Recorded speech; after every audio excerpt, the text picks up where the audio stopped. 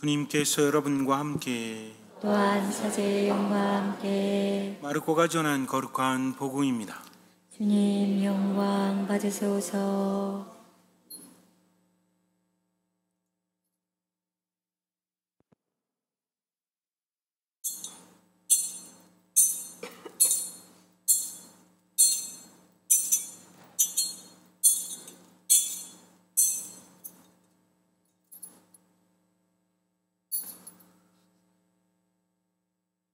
무렵 예수님께서 제자들과 많은 군중과 더불어 예리코를 떠나실 때 티메의 아들 바르티메오라는 눈먼 거지가 길가에 앉아 있다가 나자렛 사람 예수님이라는 소리를 듣고 다윗의 자손 예수님, 저에게 자비를 베풀어 주십시오 하고 외치기 시작하였다.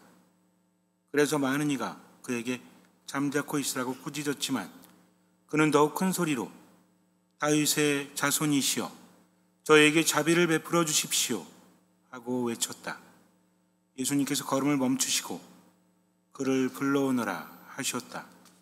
사람들이 그를 부르며 용기를 내어 일어나기에 예수님께서 당신을 부르시네 하고 말하였다. 그는 겉옷을 벗어 던지고 벌떡 일어나 예수님께 갔다. 예수님께서 내가 너에게 무엇을 해주기를 바라느냐 하고 물으시자 그 눈먼이가 스승님, 제가 다시 볼 수 있게 해주십시오 하였다. 예수님께서 그에게 가거라, 내 믿음이 너를 구원하였다 하고 이르시니 그가 곧 다시 보게 되었다. 그리고 그는 예수님을 따라 길을 나섰다.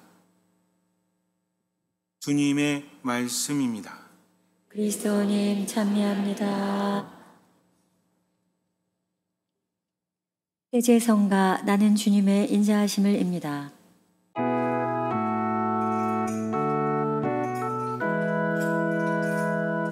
나는 주님의 인자하심을 믿고 한 세상 살아가리.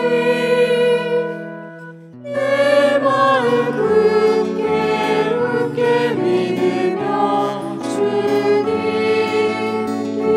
기다리리.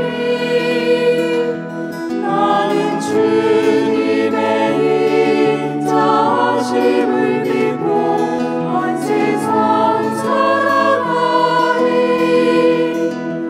내 마음 굳게 믿으며 주님 기다리리. 나는 주님의 인자하심을 믿고 한 세상 살아가리. 내 마음 굳게 믿으며 주님 기다리리. 나는 주님의 인자하심을 믿고 한 세상 살아가리. 내 마음 굳게 믿으며 주님 기다리리. 참미 예수님, 오늘도 여러 곳에서 오신 여러분들 진심으로 환영합니다. 특히 대구에서도 오신 분도 계시고요. 5시간 걸려갖고 오셨다고 하시는데 혹시 대구보다 더 멀리서 오신 분도 계십니까? 어디서 오셨어요? 네, 미국에서 오신 분도 있고, 네, 바다 건너서 오신 분도 계시고요. 어쨌든 오시는 길 많이 힘드셨을 텐데 진심으로 환영하고 마도떼제에서 하느님 만나셔서 치유받으시고 생기를 얻어가시기 바랍니다. 하느님은 여러분들 각자 강자를 여러분들 자신보다 더 잘 아세요. 그리고 더 사랑하십니다. 얼마나 맡기느냐에 따라서 달라진다는 거죠. 하느님을 믿는 사람은 포기하지 않습니다. 하느님 뜻을 알기 위해서 노력하고 온전히 맡기고 최선을 다한다. 죽을 때까지 하면 되는 거죠. 나머지는 맡기면 됩니다. 주님께서는 당신의 방식대로 이끌어 주시니까. 하감세, 하느님 감사합니다. 3번 시작. 하느님 감사합니다. 하느님 감사합니다. 하느님 감사합니다. 이탈리아의 피렌체라는 곳이 있는데 굉장히 아름답죠. 아마 텔레비전에서도 가끔 나오는 것 같은데 15세기부터 17세기까지 이 피렌체는 피렌체 공화국이었습니다. 여기에는 메디치 가문이라고 있었는데 이 가문은 실질적인 피렌체 지배자, 정치적으로도 그렇고 경제적으로도 그렇고 돈이 굉장히 많았습니다. 지금으로 따지자면 재벌, 엄청난 재벌이었죠. 그런데 이 가문은 왕이라든지 여왕이라든지 교황님까지도 배출한 그런 가문이고 또 굉장히 유명한 예술가들을 지원해준 가문이기도 합니다. 그래서 참으로 대단하다고 불리우는데 로렌조 메디치라는 굉장히 유명한 사람이 있었어요. 이 사람도 메디치 가문의 수장으로서 많은 예술가들을 지원을 했는데 메디치 정원이라는 곳이 있어서 여기에서 미술가들, 조각가들 또 수많은 예술가들이 활동을 했다고 합니다. 어느 날 로렌조 메디치가 산책을 하는데 한 아이가 있었어요. 13살에서 15 정도 되는 아이가 있었는데 얘가 조각을 하고 있는 거예요. 유심히 지켜봤습니다. 이 아이는 그 정원에서 여러 가지 허드렛 일을 하면서 시간이 날 때마다 조각을 하는 그런 견습생이었다고 합니다. 아이가 그렇게 하니까 눈여겨보는데 너무 조각을 잘한 거예요. 그래서 가서 유심히 살펴보고 있다가 말을 건넵니다. 얘야, 이것은 무엇이냐? 목신입니다. 살림을 다스리는 그리스 신화에 나오는 목신이요. 그래서 반인 반수라고 하는데 사람의 모습과 동물의 모습을 반반씩 가진 목신의 노년기 모습입니다. 라고 말을 해요. 그런데 왜 이렇게 노년이라고 하기에는 당당해 보이냐? 되게 조각을 잘했는데 그렇게 말했어요. 그리고 나서 며칠이 나서 가는데 그 아이가 또 조각을 하고 있는데 비슷한 조각이었는데 완전히 달라졌습니다. 얘야, 이것은 무엇이니? 물었죠. 왜냐하면 조각에서 이빨이나 잇몸이 무너지고 썩기도 하고 이렇게 표현한 거예요. 똑같은 조각인데 혹시 내가 며칠 전에 말을 해가지고 얘가 성질이 났나? 왜 이렇게 망쳐놨지? 의아했습니다. 그래서 물었죠.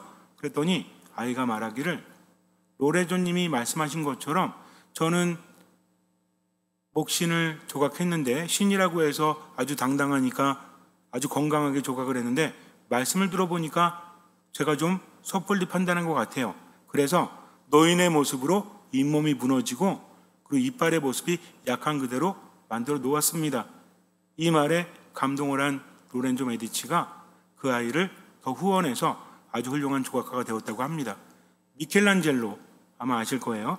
미켈란젤로는 원래는 조각을 더 먼저 했고 조각이 전문이었죠. 그러다가 우리가 잘 아는 뭐를 그렸죠? 천지창조.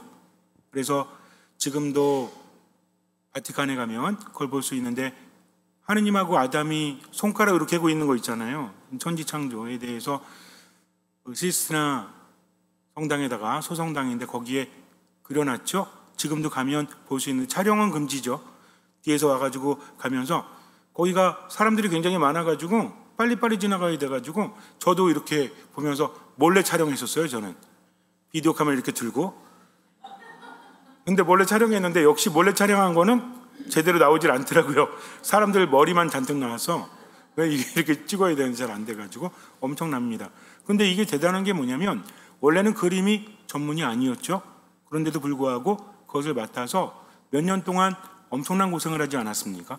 그런 역작을 만들어 냈다는 거죠. 미켈란젤로 정말 대단하죠. 근데 이 이야기는 사실은 유명한 일화긴 한데 신빙성이 별로 없대요. 왜냐하면 미켈란젤로가 아주 어렸을 때 조각에 대해서 재능을 나타낸 건 맞는데 아버지가 그걸 원치 않았대요. 법률가라든지 무역상일 되길 바래가지고 애를 공부시키려고 하는데 애는 공부를 안 하는 거야. 자기는 조각을 하겠다고 그래가지고 아버지가 막 때리기도 했대요. 근데도 고집을 꺾지 않아서 어쩔 수 없이 아버지가 후원을 해줬는데 아주 유명한 조각가 밑에 가서 조각을 배우게 하다가 메디치 가문의 후원을 받게 되었다는 거죠. 워낙 뛰어나니까. 그런데 이런 일화가 있는 이유가 있죠. 그냥 만든 건 아닙니다. 어떤 일화가 있다라는 것은 그의 성격이나 그의 모습을 담고 있는 어떤 이야기죠. 명확한 어떤 사실이 있었기 때문이 아니라 이 사람은 이런 사람이다라는 어떤 진실을 담고 있는 거죠. 미켈란젤로의 성격이 어땠을까요? 기회를 놓치지 않는, 집중력이 굉장히 강한, 그래서 이 사람이 노년기에는 신과 같은 자다라고 불리웠대요. 이게 칭찬이래요, 칭찬. 왜냐하면 조각을 할 때 커다란 바위를 앞에다 놓고 한참 서 있는데요, 망치하고 정을 들고 사람들이 궁금하잖아요. 뭐 하고 있는 걸까 그러는데, 미켈란젤로는 어떤 돌 안에 조각이 있어서 그것을 꺼집어낸다 라고 표현했다고 합니다. 그래서 조각하는 방식이 좀 다르죠. 파나가는 거, 이렇게 사방에서. 그럼 조각품이 하나 나온대요. 유명한 조각이 있죠. 피에타 아세요? 피에타가 성모님이 예수님을 안고 있는 그런 조각인데, 성모님이 예수님보다 젊죠. 당시에는 이게 굉장히 쇼킹한 사건이었습니다. 그래서 미켈란젤로가 피에타상을 조각했을 때, 야, 이게 뭐냐, 말이 되냐, 어떻게 성모님이 예수님보다 더 어리냐 그랬더니 미켈란젤로가 이런 말을 했대요. 니네들은 세속적인 눈으로 보니까 성모님이 나이가 많지만 나는 신앙적인 눈으로 보기 때문에 성모님은 늘 어린 처녀다. 이 몸은 주님의 종입니다 라고 고백했던 그 당시를 담고 있다는 거죠. 그리고 예수님의 모습을 보면, 앞에서 보면 성모님 품에 안긴 예수님이 굉장히 고통스러워 보이는데, 위에서 보면 웃고 계세요. 위에는 누가 보는 시야죠? 하느님이 보시는 시야죠. 다 이루었습니다, 아버지 하면서 굉장히 밝은 표정이라고 하죠. 지금도 가면 볼 수가 있는데, 지금은 이렇게 제대로 진품을 잘 볼 수가 없죠. 왜 그런지 아세요? 예전에 어떤 일본 사람인가, 어디 사람이죠? 일본 사람 아닌 것 같은데, 어디 사람이 테러했잖아요. 그래가지고 완전히 뽀개져가지고 조각이 이렇게 막 성모님이 여러 조각으로 분리돼가지고 복원을 한 그런 일도 있었는데, 어쨌든 미켈란젤로는 기회를 놓치지 않고 집중력이 강한 사람이라고 합니다. 그래서 마지막에도 이렇게 서 있다가 사람들이 도대체 어떤 작품이 나올까 기대했는데 끝내 완성하지 못하고 숨을 거두었다고 하죠. 미켈란젤로는 단순히 조각뿐만 아니라, 또는 그림뿐만 아니라 우리가 알고 있는 베드로 대성전 건축가였습니다. 담당 건축가였다는 거죠. 근데 이 사람이 그 건축 일을 맡을 때 뭐라 그랬냐면, 나 돈 안 줘도 돼, 근데 참견만 하지 마 라고 했던 일화가 있습니다. 성격이 어떤 거예요? 아주 좋게 말하면 독보적이고 이렇지만, 안 좋게 말하면 뭐야? 지 멋대로인 거지. 다른 말을 듣지 않는 거죠. 어쨌든 예술가의 뚝심이 있는 사람이기 때문에 이런 일화가 나오지 않았나. 근데 그의 집안은 굉장히 가난했다고 합니다. 뭐 엄청나게 가난한 건 아니었다라고 하는 말도 있고, 정확히 나오지 않는데 몰락한 귀족이다라고 하는데 이것도 근거는 없어요. 왜 그런 말을 했을까요? 아버지가 어쨌든 많은 돈을 벌지는 못했고, 조그만 도시의 판사 역할을 하기도 하고 여러 가지 공무원 역할을 하기도 하고 하면서 돈이 많지는 않았지만 어쨌든 이렇게 좀 아주 성공한 집안은 아니었다는 거죠. 이런 것들을 통해서 볼 때는 미켈란젤로가 어떤 꿈은 있는데 아버지가 밀어주는 것도 한계가 있고, 나중에 미켈란젤로한테 아버지가 번번이 돈을 요구해요. 이런 걸로 봐서는 미켈란젤로가 성장하기 위해서는 누구를 잡아야 돼? 메디치 가문의 로렌조를 잡아야 되겠죠. 그러니까 13살에서 15대던 나이에 그 앞에 자꾸만 나타났겠죠. 그러니까 이게 뭐야? 우연을 가장한 필연, 이런 걸 만들기 위해서. 그래서 눈앞에서 맨날 알짱알짱거리니까 관심이 갔겠죠. 그래서 그 관심을 얻어내려고 노력해가지고 그렇게 성공을 한 것이 아닐까라는 생각이 듭니다. 이런 생각을 해요. 집념이 상당히 강하구나. 천지장도 그릴 때도 거의 뭐 눈도 멀고 디스크 걸리고 누워서 그리니까. 하지만 끝내는 완성시키지 않습니까? 이런 사람의 대단함이 있다는 거죠. 우리는 천재라는 것만 바라보고 있지만 그 불굴의 의지, 기회를 놓치지 않는, 얼마나 대단합니까? 그런데 신앙도 이래야 되는 거예요. 믿음이라는 것은 여러 가지 말로 표현되어질 수 있는데 히브리어, 히라버, 라틴어 어원들이 있습니다. 그 중에 라틴어 어원에서는 명사보다는 동사가 더 유명해요. 뭐냐면 믿음이라는 단어보다 믿는다라는 단어가 더 유명하다는 거죠. 우리가 신앙 고백할 때 나는 믿나이다 하죠. 이게 라틴어로 끄레도입니다. 끄레도가 나는 믿나이다. 끄레도라는 동사인데 이거는 두 가지가 합혀져 있어요. 아마 많이 들어보셔가지고 아실 거예요. 심장을 드리다 라는 것이 믿음이라는 거죠. 믿음이 뭐다? 내 심장을 드린다는 거죠. 심장은 한편으로는 마음이라고 번역되기도 하죠. 그래서 심장을 드린다는 건 뭡니까? 내 마음을 하느님께 드린다. 이게 뭐다? 이게 믿음이라는 거죠. 믿음을 가지고 청할 때 하느님께서는 들어주십니다. 예수님께서는 너의 믿음이 너를 구원하였다 라고 말씀을 하세요. 즉 믿음으로 청하면 무조건 이루어진다는 거죠. 근데 믿음은 무엇입니까?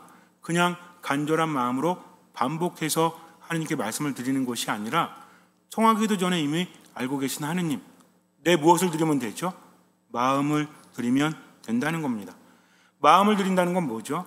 그분의 말씀을 듣고 그 말씀을 그냥 듣는 게 아니라 어떻게 듣는 거예요? 마음으로 듣는다. 뭔 얘기예요? 주님 말씀하십시오. 저는 당신을 신뢰합니다. 그러니 당신의 말씀이 제 뜻과 다르다고 할지라도 저는 듣고 그것을 실천하겠습니다. 이게 마음을 드린다는 거죠. 그래서 기도라는 것은 내 입으로 하는 것이 아니라 마음으로 하는 건데, 마음으로 한다는 건 뭐예요? 그분의 말씀을 듣고 이 말씀을 실천한다. 얼마만큼? 할 수 있는 만큼, 또 얼마만큼? 보이는 만큼. 이 두 가지가 함께 해야 됩니다. 할 수 있다고 해서 마음대로 하는 게 아니라 보이는 만큼, 들리는 만큼, 즉 하느님의 말씀을 듣는 거죠. 내가 원하면서도 그분의 말씀을 듣다 보면 변화되는 건 누구죠? 나 자신입니다. 그래서 기도라는 것은 하느님을 바꾸고자 하는 것이 아니라 내가 변화될 수 있도록 하느님께 맡기는 것, 이것을 예수님께서는 우리에게 보여주십니다. 소경이 있어요. 바르티메오, 티메오의 아들이라는 사람이죠. 그래서 바르티메오는 이름이 아닙니다. 티메오의 아들, 바르가 아들이라는 뜻이에요. 티메오는 티메오, 즉 바르티메오는 뭐? 티메오의 아들. 바르 라파엘 그러면 라파엘의 아들, 이런 뜻입니다. 그래서 바르가 나오면 그런 뜻이구나 알면 돼요. 즉 이름이 알려지지 않은 사람이에요. 근데 이 사람은 태생 소경이었을까요? 성경에 보면 태생 소경도 나오죠. 태어날 때부터 앞을 보지 못하는 사람. 근데 이 사람은 그렇지 않았죠. 왜? 예수님께 청할 때 제가 다시 보게 해주십시오 라고 청했기 때문입니다. 즉 이 사람은 볼 수 있었다가 보지 못하게 된 사람이죠. 굉장히 답답했을 거예요. 앞을 보지 못하니까. 앞을 보기를 너무나 간절히 바랬죠. 근데 눈이라는 것이 한번 시력을 잃으면 다시 찾기가 거의 불가능에 가깝죠. 그러니 이 사람은 어땠습니까? 답답한 거죠. 억울한 거죠. 화가 나는 거죠. 세상을 살아간다는 것이 정말 쉽지가 않아요. 어찌 보면 차라리 태어날 때부터 태생 소경이었던 사람이 더 낫지 않았을까라는 개인적인 생각을 해봅니다. 보다가 보지 못하면, 듣다가 듣지 못하면 더 힘들 수밖에 없죠. 이 사람 뭘 하면서 먹고 살았을까요? 당시에는 불구라는 것은 하느님께 벌을 받은 겁니다. 그러니 온전히 일을 할 수 없죠. 그저 사람들에게 동냥하면서 기대면서 살 수밖에 없었다. 그럼 어디서 동냥을 했을까요? 사람들이 자주 다니는 곳에서 했을까요? 아니면 사람들이 다니지 않는 곳에서 했을까요? 다니는 곳에서 했겠죠? 그러면서 어떻게 했겠어요? 한 푼 주십시오. 저를 도와주십시오. 하면서 매일매일 살 뿐이죠. 그러니 삶이 즐거울 리가 없죠. 자존감은 땅에 떨어졌을 겁니다. 그저 죽지 못해서 살아갈 뿐이죠. 그러다가 예수님의 이야기를 듣게 됩니다. 처음에는 관심 있는 것만 들리죠. 어떤 것들? 그분이 나병을 깨끗하게 하셨대. 그분이 마귀를 쫓아내셨대. 그분이 소경을 보게 하셨대. 그때 눈이 번쩍 뜨이겠죠? 볼 수는 없지만 눈이 뜨이겠죠. 그렇다면 나도 희망이 있지 않을까? 처음에는 그분에게 그런 능력이 있는지 없는지에 대해서 잘 들었을 거예요. 볼 수 없으니 사람들의 이야기에 귀를 기울일 수밖에 없죠. 근데 사람들의 말은 어떤 거는 진실이지만 어떤 건 거짓이잖아요. 그래서 이거에 대해서 판별할 필요가 있습니다. 듣다 보니까 자기가 아는 사람도 있겠죠. 근데 그 소경이 누구래? 그 소경? 나도 아는 사람인데 그 사람 안 못 보잖아? 근데 이제 볼 수 있대? 진짜? 그 나병 환자? 다 아는 사람들입니다. 그러니까 이제 뭐가 생겨요? 그래, 그분은 고칠 수 있구나. 이제 중요한 게 뭐죠? 그분이 고칠 수 있다면, 그렇다면 어떻게 하면 고쳐주실까? 확실한 게 생겼습니다. 그분은 고칠 수 있다. 근데 그분이 뭘 보고 고쳐주냐 이거죠. 대가가 뭐냐 이거예요. 듣다 보니까 뭡니까? 그분은 돈을 요구하지도 않으세요. 그분이 요구하는 건 뭡니까? 그분이 치유하실 때마다 말씀하시죠. 너의 믿음이 너를 구원하였다. 이제 알아야 될 게 있죠. 그럼 믿음이 뭐냐 이거예요. 그분께 가서 치유받았던 사람들의 사례를 묵상을 했겠죠. 어떻게 치유를 받았을까? 이제 떠오릅니다. 확신이 생겨요. 처음에는 눈을 뜨고자 그분의 말씀을 듣고자 했지만 말씀을 듣다 보니까 어때요? 아픔 보이지 않지만 마음이 편안해집니다. 그분의 말씀은 살아있고 힘이 있기 때문에 말씀을 듣는 그 순간부터 내 안에 또 다른 의지가 불타오르고 있죠. 이제는 보고 싶어요. 그분을 만나고 싶어요. 믿음이 무엇인지 첫 번째 그분을 아는 겁니다. 그분께는 불가능함이 없다. 예수님 말씀하실 때 내가 너에게 말한다 하면서 기적을 행하십니다. 기적은 하느님께로부터 오는 거예요. 근데 그분이 내가 말한다라고 했을 때 기적이 일어났습니다. 그렇다면 그분은 누구실까요? 그분이 하느님이신 거죠. 그분이 메시아인 거죠. 이스라엘 백성들은 메시아를 기다렸죠. 메시아는 누구예요? 다윗의 후손, 다윗의 아들입니다. 즉 처음에는 내가 바라는 그대로 그분께 청하기를 바랬지만 이제는 그분이 누구신지를 내가 깨달은 거죠. 내가 원하는 대로가 아니라 그분이 바라시는 대로 내가 맞출 수 있어야 합니다. 맞출 수 있어야 한다는 거죠. 미켈란젤로가 로렌조 메디치에게 맞췄죠. 아니 나이가 들었는데 이빨이 이렇게 너무 건강한 거 아니야? 그랬더니 바로 어떻게 했죠? 이빨을 뭉그러뜨리고 잇몸도 내려앉게 해가지고 다시 그 앞에서 알짱알짱 거려가지고 다시 보게 하지 않았습니까? 마찬가지죠. 지금 소경은 예수님을 만나서 자신의 믿음을 드러내야 됩니다. 믿음이 뭐라고요? 그분이 어떤 분이신지를 알고 고백할 수 있는 거죠. 모든 걸 걸어야 됩니다. 나병 환자는 어떻게 했죠? 사람들 사이에 나타났죠. 근데 나병 환자는 사람들 사이에 나타나면 안 돼요. 왜? 나병 환자는 나타나면 돌 맞아 죽습니다. 이 전염병이잖아요. 근데 그는 어떻게 했죠? 사람들의 통념을 무시하고 사람들의 시선을 무시하고 목숨을 걸고 예수님 앞에 나아갔다는 거죠. 이 사람도 마찬가지입니다. 이 사람이 할 수 있는 건 뭐뿐이 없죠. 볼 수가 없어요. 따라갈 수가 없습니다. 그러나 한 가지 가지고 있죠. 뭡니까? 소리 지르는 거, 그리고 귀에 들리는 거. 공연할 때 그런 거 있지 않나? 소리 질러 막 이런 거 있잖아요. 이런 비슷한 느낌이지 않을까라는 생각이 드는데 이 사람이 구걸하고 있었죠. 하루 벌어서 하루 먹고 사는 사람이에요. 아침에 들여다 놓으면 하루 종일 구걸합니다. 저녁이 되면 또 데리러 오는 사람들이 있겠죠. 나는 앉아가지고 구걸을 해야 돼요. 근데 저쪽에서 야 나자렛 사람 예수님 지나가신대 라고 말합니다. 지나갈 수 있는 길은 이 길뿐이 없거든요. 거기 딱 자리 잡은 거지. 그래서 귀를 기울입니다. 동냥을 하면서도 예수님이 언제 지나가시나 기다린 거죠. 그러다가 예수님 지나가신다고 하니까 어때요? 동냥이고 나발이고 필요 없습니다. 이게 마지막 기회야. 이 기회를 놓치면 안 된다는 거죠. 간절함이 묻어 있습니다. 그래서 어떻게 합니까? 보이지 않잖아요. 그러니까 뭐라고 부르죠? 선생님? 사장님? 뭐라고 부릅니까? 다윗의 자손이시여 저에게 자비를 베풀어 주십시오. 기가 막히지 않습니까? 그분은 어떤 분이에요? 자비를 베푸시는 분. 지금 필요한 건 그겁니다. 당신께는 능력이 있어요. 그러나 저에게 자비를 베풀어 주기를 저는 바랄 뿐입니다. 외쳤죠? 예수님이 듣고도 그냥 지나가십니다. 사람들이 뭐라고 하죠? 조용히 좀 해. 나무랍니다. 어쩌면 일반 사람이었다면 금세 주눅 들어가지고 조용히 했을지도 몰라요. 근데 어떻게 합니까? 더 큰 소리로 외치죠. 딴 사람들 다 필요 없어. 지금 내게 필요한 건 저분뿐이야. 하면서 더 큰 소리로 다윗의 자손이시여 저에게 자비를 베풀어 주십시오. 성경을 묵상하다 보면 비슷한 게 있어요. 죄 많은 여인이 예수님께 가죠. 남자들이 한가득인데 여자가 없는데 가서 어떻게 합니까? 눈물로 예수님 발을 적시고 머리카락으로 닦죠. 또 한 여인은 어떻게 합니까? 마리아는 순나르도 향유로 예수님 발에 붓고 머리카락으로 닦죠.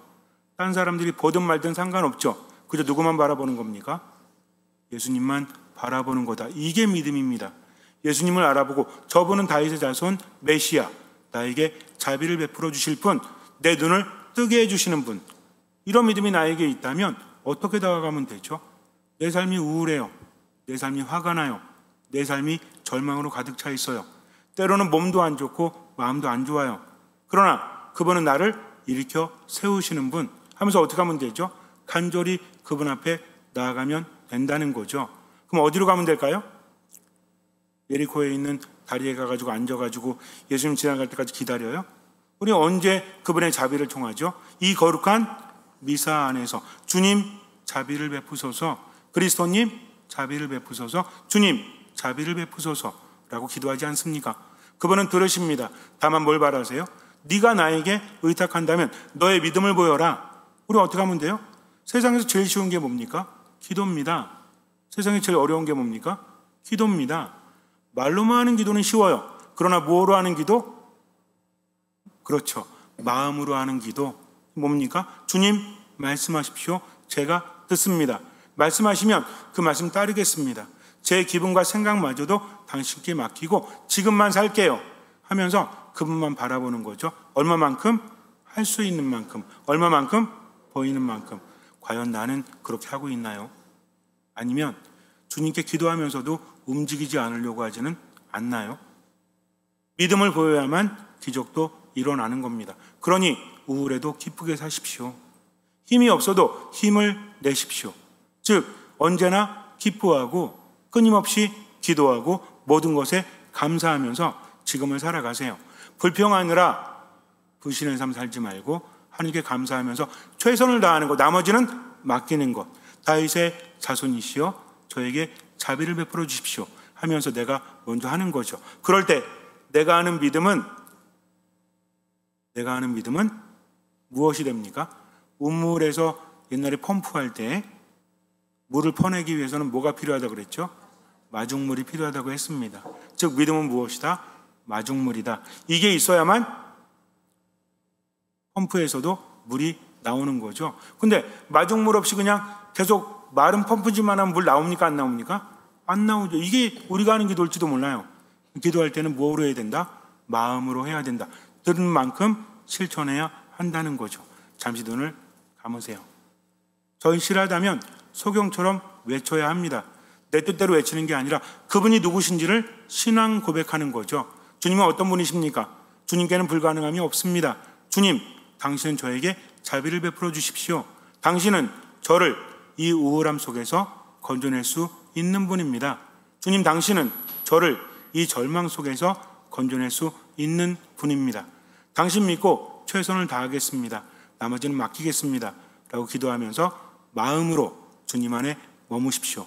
최선을 다하십시오. 보이는 만큼, 할 수 있는 만큼. 미사, 말씀 기도 안에 듣는 마음으로 온전히 머무십시오. 주님께서는 그 믿음을 보시고 우리 삶에 놀라운 기적을 일으켜 주실 것입니다. 아멘.